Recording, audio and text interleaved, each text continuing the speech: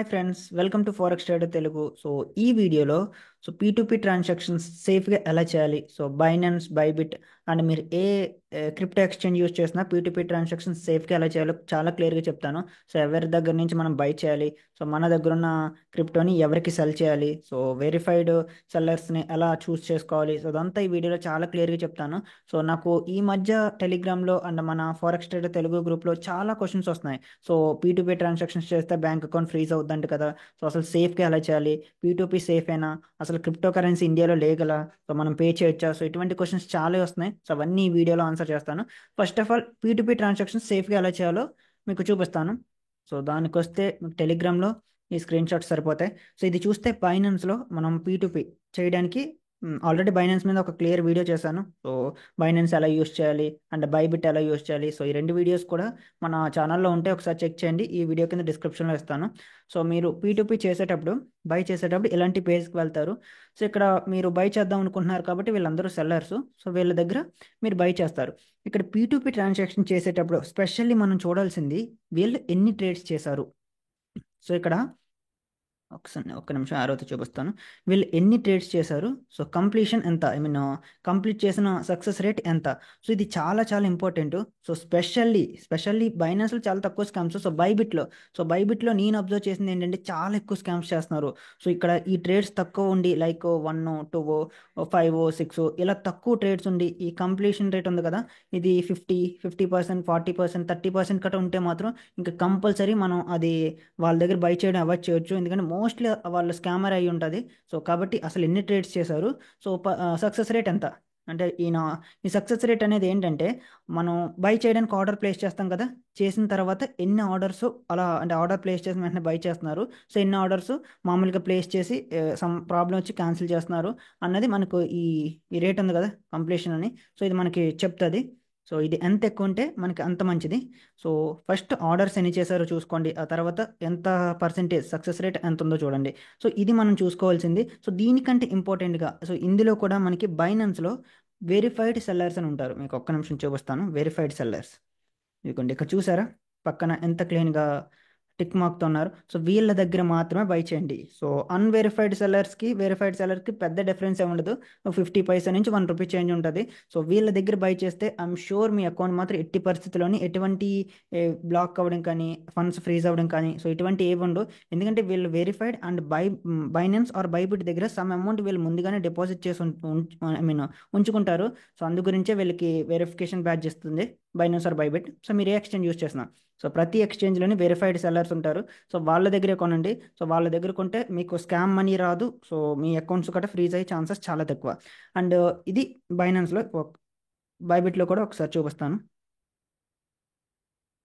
మరి ఇక్కడ unverified sellers ఉన్నారు కదా, వీళ్ళ దగ్గర కొనొచ్చా అంటే వీళ్ళ దగ్గర కొనొచ్చు, కానీ కొత్తగా అంటే అప్పుడే అకౌంట్ క్రియేట్ చేసుకుని ఇక్కడ చూసారా ఈ మను అని ఉంది. ఈయన దగ్గర బై చేయడం వెరీ వెరీ రిస్కీ. ఎందుకు రిస్కీ, ఒక్క ట్రేడ్ మాత్రమే చేశారు. ఇలా ఒక ట్రేడు, 2 ట్రేడ్స్, 3 ట్రేడ్స్, 5 ట్రేడ్స్ ఇలా ఈ తక్కువ ట్రేడ్స్ ఉన్న దగ్గర వాళ్ళని అవాయిడ్ చేయండి. ఎందుకంటే మోస్ట్లీ కొత్త వాళ్ళు కాబట్టి స్కామ్ చేసే పాసిబిలిటీ చాలా ఎక్కువ.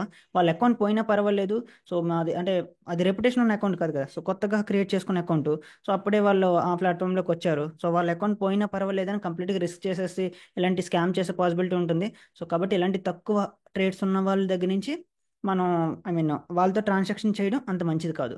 వెరిఫైడ్ సెల్లర్స్, ఫస్ట్ వెరిఫైడ్ సెల్లర్స్తో మాత్రం ట్రాన్సాక్షన్ చేయండి.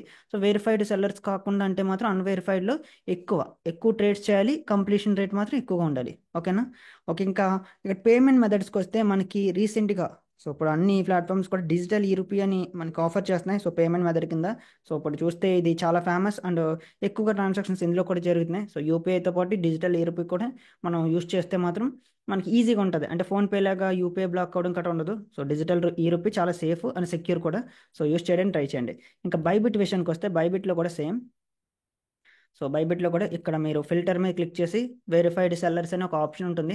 బైనాన్స్లో కూడా ఉన్నట్టే. అది ఆన్ చేసుకుంటే మీకు ఇక్కడ వెరిఫైడ్ సెల్లర్స్ మొత్తం కనిపిస్తారు. వెరిఫైడ్ కాదు మనకు తెలియాలంటే పక్కన టిక్ మార్క్ ఉంది చూసారు, వి అని. ఇలా ఉంటే వెరిఫైడ్ అని అర్థం. వీళ్ళ దగ్గర మనం బై చేస్తే సేఫ్. చూసారు వీళ్ళు ఎన్ని ఆర్డర్స్ ప్లేస్ చేశారో, 820 orders, 1032 orders. So completion rate, success rate చూసారా, 99%, 99%, 99%. సో వీళ్ళ దగ్గర ఇంకా స్కామ్ చేసే పాసిబిలిటీ జీరో. ఎందుకంటే వీళ్ళు వెళ్ళి అంటే మంచి అకౌంట్ అనేది ఎప్పటి నుంచో ఉన్న అకౌంట్, ప్లస్ వీళ్ళు ముందుగానే బైబిట్కి సమ్ సెక్యూరిటీ డిపాజిట్ చేస్తారు. సో అందుకే ఈ సెక్యూరిటీ బ్యాచ్ చేస్తుంది. సో కాబట్టి వీళ్ళ దగ్గర బై చేయడం మనకి సేఫ్, అండ్ మన అకౌంట్స్ కట్టే ఎటువంటి ప్రాబ్లం రాదు అంటే మాత్రం, అంటే రాకూడదు అంటే మాత్రం వెరిఫైడ్ సెల్లర్స్ దగ్గర నుంచే బై చేయండి మీరు క్రిప్టోని. అండ్ ఇంకొక విషయం, ఇక్కడ చూస్తే అన్వెరిఫైడ్ చూపిస్తాను. ఇదిగోండి చూసారా, అన్వెరిఫైడ్ సెల్లర్స్ వీళ్ళందరూ. ఇక్కడ చూస్తే మనకి ఎటువంటి టిక్ మార్క్ లేదు. సో ఇలాంటి వాళ్ళ దగ్గర బై చేయడం కొద్దిగా రిస్కీ. బట్ ఈ రిస్క్ను కొద్దిగా అవాయిడ్ చేయాలంటే మనం నెంబర్ ఆఫ్ ఆర్డర్స్ అండ్ ఎంత సక్సెస్ రేట్ ఎంత ఉందో చూసుకుంటే మనం ఈ రిస్క్ని కొద్ది వరకు అవాయిడ్ చేయొచ్చు. సో ఫస్ట్ ప్రిఫరెన్స్ మాత్రం వెరిఫైడ్ సెల్లర్స్కే, వీళ్ళకే ఫస్ట్ ప్రిఫరెన్స్. సో తర్వాత వీళ్ళకి, ఇంకా కొత్త వాళ్ళకి లైక్ 5 ఆర్డర్స్ 6 ఆర్డర్స్ ఉండి ఉంటారు కదా, సో వాళ్ళని మాత్రం కంప్లీట్గా అవాయిడ్ చేయండి. సో మోస్ట్లీ వాళ్ళంటే మాత్రం 100%, అంటే 100% చెప్పను కదా, మోస్ట్లీ స్కామర్స్ ఉంటారు. సో కొత్త వాళ్ళతో ట్రాన్సాక్షన్ చేయడం మాత్రం అవాయిడ్ చేయండి. అండ్ మీరు వెరిఫైడ్ సెల్లర్స్ అంటే మనకి కనిపించాలంటే ఇక్కడ ఫిల్టర్ మీద క్లిక్ చేసి షో ఓన్లీ వెరిఫైడ్ అడ్వర్టైజర్స్ అని ఉంది కదా, వీళ్ళని యాక్టివేట్ చేసుకుంటే మీకు ఈ టిక్ మార్క్స్ ఉన్న వాళ్ళందరూ కనిపిస్తారు. అంటే బై బిట్ వెరిఫైడ్ సెల్లర్స్ ఉన్నారు కదా, వాళ్ళు కనిపిస్తారు. ఓకేనా, రైట్. ఇంకా నెక్స్ట్ విషయానికి వస్తే వీళ్ళందరూ అన్వెరిఫైడ్. సో చూసారా ఎంత తక్కువ ఆర్డర్స్ ప్లేస్ చేశారు, 13 ఆర్డర్స్ అంట. అండ్ చూసారా కంప్లీట్ చేసిన సక్సెస్ రేట్ కూడా చాలా తక్కువ ఉంది, 92 ఉంది. సో ఇలా కాకుండా మనకి 7 ఆర్డర్స్ 4 ఆర్డర్స్, సో వీళ్ళతో కొద్దిగా డేంజర్, అంటే వీళ్ళతో ట్రాన్సాక్షన్ చేయడం అంత మంచిది కాదు. ఓకేనా, రైట్. సో ఇప్పుడు నేను ఒక ఎగ్జాంపుల్ కేస్ చెప్పాలి మీకు. సో ఇది చెప్పే ముందు అసలు పీ2పీ మెథడ్ ఎలా వర్క్ అవుతుందో మీకు చెప్తాను. సో పీ2పీ ఎలా వర్క్ అవుతుందంటే, పీ2పీ లైక్, సో ఇప్పుడు మనం బయ్యర్, సో బయ్యర్ ఇక్కడ మీడియేటర్ కింద బైబిట్ నేను ఎగ్జాంపుల్ తీసుకుంటున్నాను. So Bybit or Binance exchange అన్న, సో బైబిట్ అండ్ ఇక్కడ సెల్లర్ ఉంటారు. సో ఇక్కడ మీరు ఎప్పుడంటే పీ2పీ ఆప్షన్ మీద క్లిక్ చేసి బై చేద్దామని చూస్తారో మీకు ఆర్డర్స్ అన్ని కనిపిస్తున్నాయి కదా. సో ప్రీవియస్ స్క్రీన్ షాట్లు చూస్తాం కదా, 92, 91 ఇలా ఆర్డర్స్ అన్ని. సో ఆర్డర్స్లో మనం పే చేస్తాం. సో పే చేసిన తర్వాత మనకి ఈ బైబిట్, సో అంతకంటే ముందే సెల్లర్ దగ్గర ఆ అక్కడ ఆర్డర్ ప్లేస్ చేశారు కదా, అంటే సెల్లర్ మనకి సమ్ అమౌంట్ ఆర్డర్ కనిపించేలా పెట్టారు కదా, ఒక $1000, $500, $200. సో ఆ అమౌంట్ని బైబిట్ బ్లాక్ చేస్తుంది. సో సెల్లర్ దగ్గర నుంచి వచ్చిన అమౌంట్ ఎంత, ఒక $500 నేను ఎగ్జాంపుల్ తీసుకుంటున్నాను. సో $500 బ్లాక్ చేస్తుంది. సో మనం ఎప్పుడంటే ఈ అమౌంట్, ఇప్పుడు మన అమౌంట్ ఉంటుంది కదా, మనం యూపీఐ ద్వారా సో ఇలా సెల్లర్కి ఎప్పుడంటే పే చేస్తామో, పే చేసిన తర్వాత సెల్లర్ కన్ఫర్మ్ చేసిన తర్వాత అమౌంట్ వచ్చిందని, సో అప్పుడు బైబిట్ అనేది ఈ బ్లాక్ చేసిన అమౌంట్ ఉంటుంది కదా, ఇది మన అకౌంట్లోకి రిలీజ్ చేస్తుంది. సో కాబట్టి ఇక్కడ బైబిట్ మనకి మీడియేటర్ కింద ఉంటుంది, మనకి ఏ ప్రాబ్లం వచ్చినా సరే బైబిట్ చూసుకుంటుంది. సో ఇలా బైబిట్ మనకి మీడియేటర్ కింద ఉండి మనల్ని సేఫ్గా చూసుకోవడానికి మనం కొన్ని జాగ్రత్తలు తీసుకోవాలి. ఫస్ట్ ఆఫ్ ఆల్, మన అమౌంట్ పే చేసిన తర్వాత, సో అమౌంట్ పే చేసిన తర్వాత ఆర్డర్ ఎట్టి పరిస్థితుల్లోనూ కూడా క్యాన్సిల్ చేయకూడదు.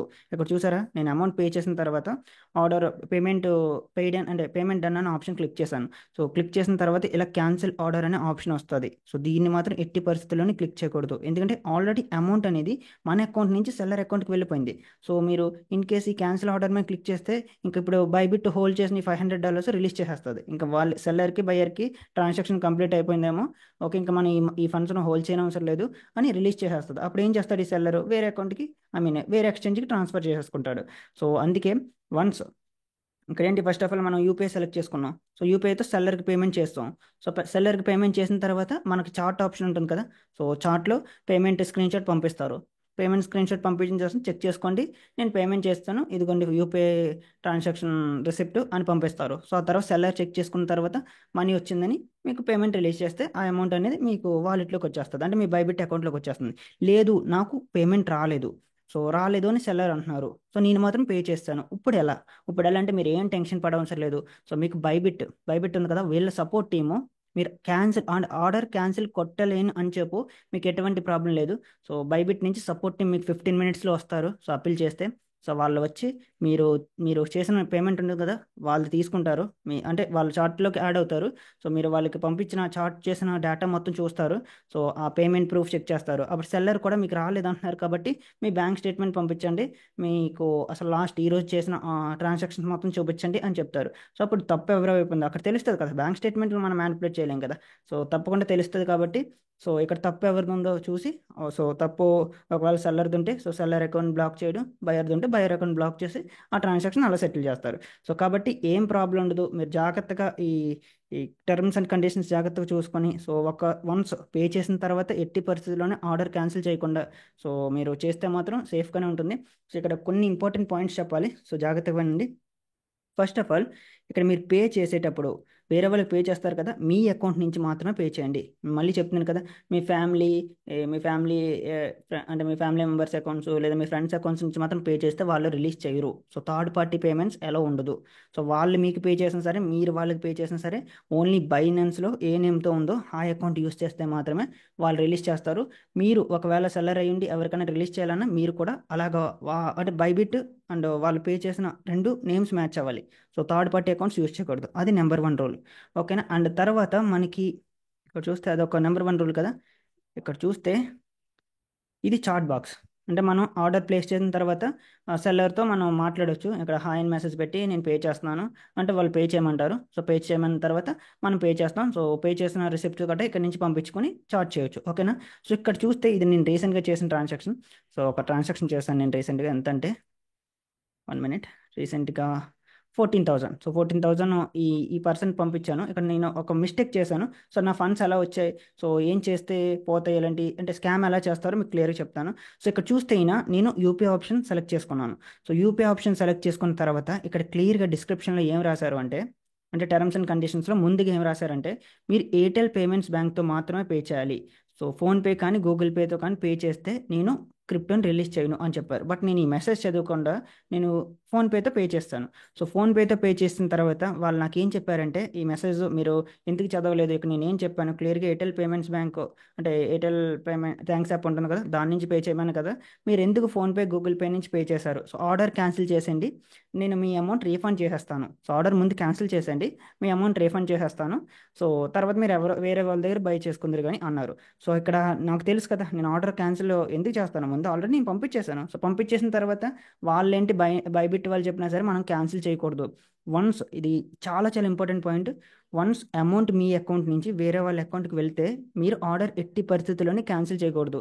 మీరు క్యాన్సిల్ చేస్తున్నారు అంటే బైబిట్కి కన్ఫర్మేషన్ ఇస్తున్నట్టు, అంటే సెల్లర్కి నాకు ఇంకా ఈ ట్రాన్సాక్షన్ కంప్లీట్ అయిపోయింది. సో సెల్లర్ అమౌంట్ మీరు బ్లాక్ చేశారు కదా $500 ఈ పీటీపీ ట్రాన్సాక్షన్ గురించి, అది రిలీజ్ చేసేయండి అని మీరు కన్ఫర్మేషన్ ఇస్తున్నట్టు. మీకు అమౌంట్ మీ అకౌంట్లోకి రాకుండా ఎలా క్యాన్సిల్ చేస్తారు ఆర్డర్. సో అప్పుడు మీరు ఏమనాలంటే ఓకే నేను క్యాన్సిల్ చేస్తాను, ఫస్ట్ నా అమౌంట్ బ్యాక్ పంపించే. సో ఫస్ట్ నా అమౌంట్ బ్యాక్ పంపించే ఆ తర్వాత నేను క్యాన్సిల్ చేస్తాను అన్నాను. సో అప్పుడు ట్రై చేశాడు, లేదు లేదు ముందు మీరు క్యాన్సిల్ చేయండి ఆ తర్వాత నేను పంపిస్తానంటే నేను పంపించను, నువ్వు అమౌంట్ బ్యాక్ పంపించు, ఫస్ట్ రీఫండ్ చేయి ఆ తర్వాత నేను ఆర్డర్ క్యాన్సిల్ చేస్తాను అన్నాను. ఆ తర్వాత లేదు అలా చేయనంటే అప్పుడు బైబిట్ అప్పీల్ చేశాను. నేను అప్పీల్ చేయబోతుకి అక్కడ 7 మినిట్స్ మనకి టైం ఉంటుంది. సో ఈ 7 మినిట్స్లో ఏమనుకున్నారు, ఎందుకంటే తప్పు క్లియర్గా అర్థం అయిపోయి కదా ఉంది. సో వెంటనే అమౌంట్ నాకు రీఫండ్ చేస్తారు. సో రీఫండ్ చేసిన వెంటనే నేను ఆర్డర్ క్యాన్సిల్ చేస్తాను. సో ఇది చాలా ఎక్కువ స్కామ్. సో బైబిట్లో జరిగేది మోస్ట్లీ స్కామ్స్ ఇవే.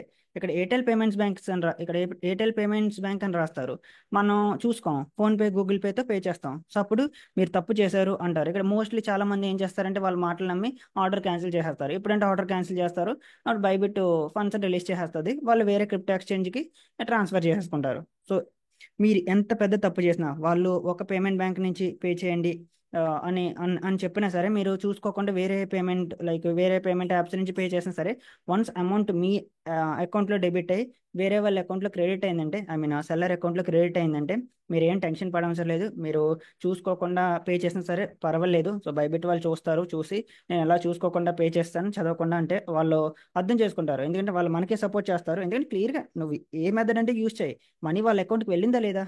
సో రైటే వాళ్ళంటే ఫోన్పే గూగుల్ పే యూజ్ చేయొద్దు అన్నారు, బాగానే చెప్పారు. బట్ అది మనం చూసుకోలేదు. సో చూసుకోలేదు అన్న దానికి వాళ్ళు మనీని స్కామ్ చేయలేరు కదా. సో తప్పకుండా మళ్ళీ రీఫండ్ చేస్తే అప్పుడు ఆర్డర్ క్యాన్సిల్ చేసుకుంటాం. సో కాబట్టి ఏం ప్రాబ్లం లేదు. సో జాగ్రత్తగా చూసుకొని మనకి అమౌంట్ మన అకౌంట్ నుంచి అవతల సెల్లర్ అకౌంట్కి వెళ్ళిన తర్వాత ఎట్టి పరిస్థితుల్లోని క్యాన్సిల్ ఆర్డర్ క్లిక్ చేయకండి. సో క్యాన్సిల్ ఆర్డర్ క్లిక్ చేస్తే మాత్రం బైబిట్ ఇంకా పూర్తి అసలు బైబిట్ ఎటువంటి రెస్పాన్సిబిలిటీ తీసుకోదు. సో కంప్లీట్గా రిలీజ్ చేసేస్తుంది. వన్స్ ఫండ్స్ రిలీజ్ అయితే సెల్లర్ చాలా తెలివైనది కదా, సో కంపల్సరీ వేరే ఎక్స్చేంజ్లోకి మూవ్ చేసేసుకుంటారు. ఓకేనా. అండ్ ఇక్కడ ఫస్ట్ పాయింట్ ఏంటి, మీ మీ బ్యాంక్ అకౌంట్ డీటెయిల్స్తో మాత్రమే పే చేయాలి. ఓకేనా. రైట్. అండ్ మీకు ఎవరైనా పే చేసినప్పుడు కూడా అంటే మీరు ఇప్పుడు బయ్యరు, ఫ్యూచర్లో మీ అకౌంట్లో బ్యాలెన్స్ ఉంటుంది. సో అది సెల్ చేయాలనుకుంటున్నారు. సో సెల్ చేయాలి అనుకున్నప్పుడు అవతల వైపు బయ్యర్ ఉంటారు కదా, వాళ్ళు కూడా సేమ్ కంపేర్ చేసుకోండి. బైనాన్స్లో ఉన్న బైబిట్లో ఉన్న అకౌంట్ డీటెయిల్స్ వాళ్ళు పే చేసిన అకౌంట్ డీటెయిల్స్ ఒకటో కాదు. అండ్ ఇంకా సెకండ్ ఆప్షన్ వచ్చి ఇక్కడ మనకి ఏంటంటే కామన్గా జరిగేది like order cancellation. So order cancellation pay చేసిన తర్వాత ఆర్డర్ క్యాన్సిల్ చేయడం. సో ఇది చూసుకోండి. ఇంకా ఏమున్నాయి అంటే వెరిఫైడ్ సెల్లర్స్ దగ్గర. సో మోస్ట్లీ వెరిఫైడ్ వాళ్ళ దగ్గర చేస్తే వాళ్ళ అకౌంట్ ఎప్పటి నుంచో చేస్తారు అండ్ సెక్యూరిటీ డిపాజిట్ చేస్తారు కాబట్టి వాళ్ళు స్కామ్ చేసే పాసిబిలిటీ చాలా తక్కువ ఉంటుంది, అసలు 0%.